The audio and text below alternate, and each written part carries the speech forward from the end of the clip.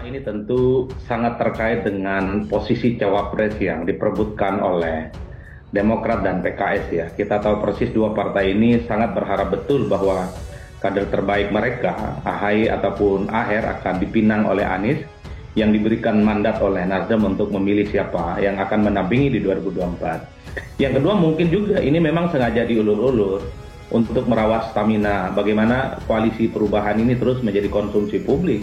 Masalah yang paling krusial adalah siapa calon wakil presiden dari Anies Baswedan. Itu masalah krusial kedua. Yang pertama itu pasti terkait dengan yang kedua. Yang pertama adalah kalau masalah cawapres ini tidak ada titik temu, sudah pasti koalisi ini akan layu sebelum berkembang. Soal kursi cawapres, PKS sendiri ngotot dengan AHR, kadernya untuk dimajukan sebagai pendamping Anies. Sementara Demokrat ngotot juga mengusung AHY. Kalau saja soal siapa cawapresnya Anies bisa diselesaikan dengan hum pimpah alaihun gambreng, mungkin nggak akan jadi masalah. Yang jadi masalah adalah unyil kucing. Maksudnya yang jadi masalah adalah siapa yang mau ngalah. Kadernya nggak jadi cawapres. Ternyata udrek tentang cawapres ini menjadi masalah yang sangat-sangat serius di koalisi antara Nasdem, PKS, dan Demokrat. Jadi saya tidak terlalu perlu menanggapi dengan serius pencalonan Anies oleh Nasdem, karena Nasdem sendiri nggak bisa apa-apa tanpa koalisi. Inilah yang disadari betul oleh Surya Paloh bahwa Partai Demokrat maupun PKS menjalin komunikasi dengannya dan Nasdem tidak tulus. Tapi ada udang di balik bakwan, alias membawa kepentingan masing-masing.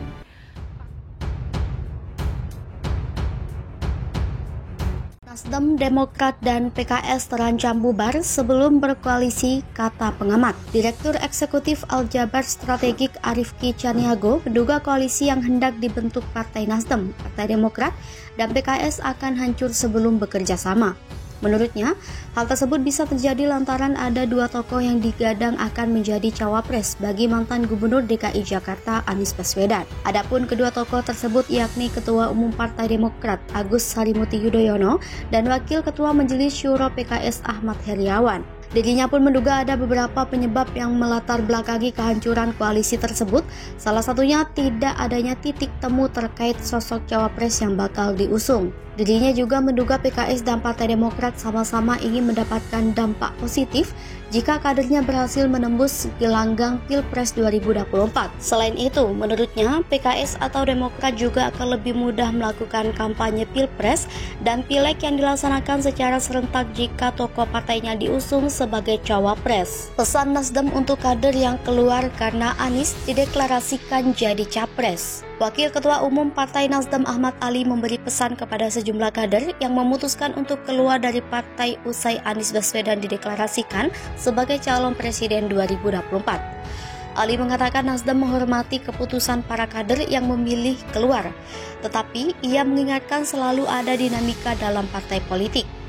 Ali lantas mengatakan jika seseorang bergabung dengan partai untuk mengurus diri sendiri atau suatu kelompok, maka pola pikir itu salah. Ia menekankan tujuan dari berpartai di Partai Nasdem adalah untuk membangun Indonesia yang lebih baik ke depannya.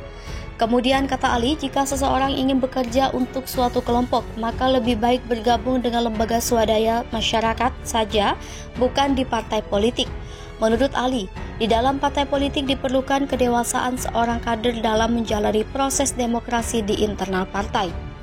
Lebih lanjut, Ali memberi tips untuk kader Nasdem yang memutuskan keluar dari partai karena tidak setuju dengan keputusan mengusung Anies Baswedan menjadi capres. Menurutnya, tidak perlu menimbulkan kegaduhan dengan berceloteh di media sosial. Sebaliknya, Ali melanjutkan, jika tidak setuju maka dia perlu memilih Anies di bilik suara nantinya. Sementara itu, Ali juga menyampaikan rasa terima kasih kepada salah satu kader Nasdem yang keluar, Niluh Jelantik. Ia menilai Niluh Jelantik adalah salah satu kader terbaik yang pernah dimiliki Nasdem. Sejumlah kader Nasdem mundur. Diketahui, langkah Partai Nasdem mendeklarasikan Anies Baswedan sebagai capres yang akan diusung pada pemilihan presiden 2024 menuai beragam reaksi dari sejumlah kader. Pengumuman untuk mendukung Anies menjadi capres disampaikan Ketua Umum Partai Nasdem Surya Paloh di Nasdem Tower, Gondang Dia, Menteng, Jakarta Pusat.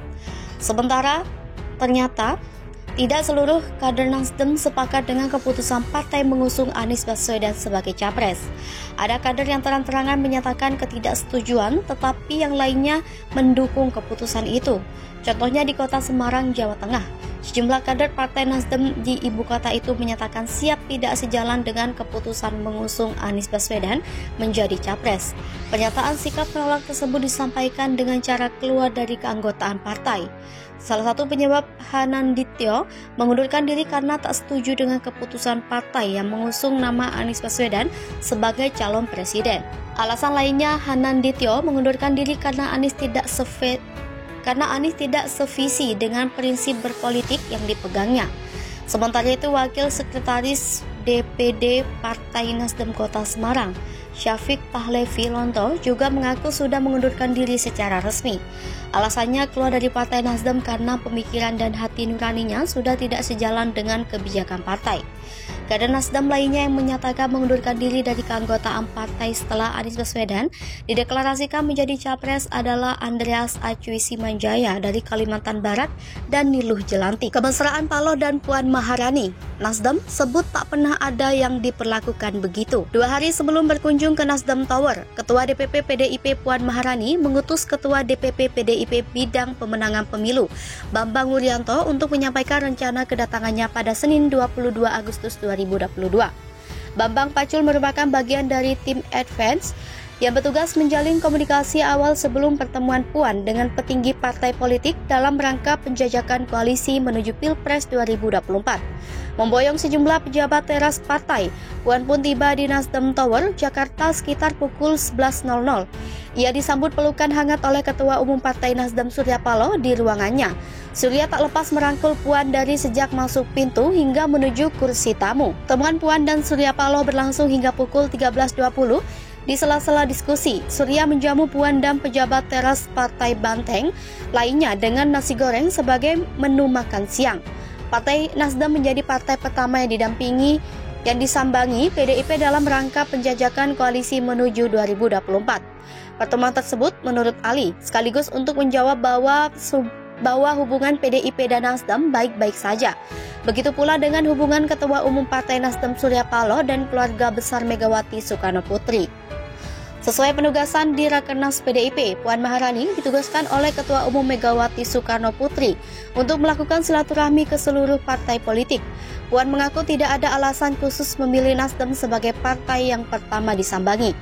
Ia mengucapkan terima kasih karena disambut Surya Paloh dengan hangat dan kekeluargaan. Usai hampir 2,5 jam bertemu, Puan menyebut banyak kesamaan pandangan antara PDIP dan Nasdem. Kendati demikian, keduanya belum memutuskan sepakat berkoalisi. Senada, Surya Paloh menyebut Nasdem dan PDIP memiliki banyak kesamaan. Kedua partai akan menggelar pertemuan selanjutnya untuk membahas peluang koalisi di pemilu 2024.